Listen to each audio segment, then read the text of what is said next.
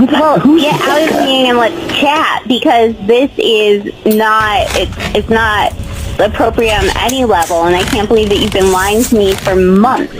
But you can see as it's going through Look, honey, I have no idea what you're talking about at the moment. Stop playing this game, Harry. Just stop it. Just respect me enough and tell me the truth. What is going on? Sweetheart, I do respect you. There's nothing going on. I have nothing to tell you. Now, please, can I go back to work? No, you've got to fess up, because you've been shady for weeks and weeks. You have not been open with me about where you're going for your business trips. You never tell me the hotels. I had to get the hotel name from your coworkers, okay? And then when I call your hotel room, I get Becca, who claims that she's been sleeping with you for a couple of months now. What is up with that?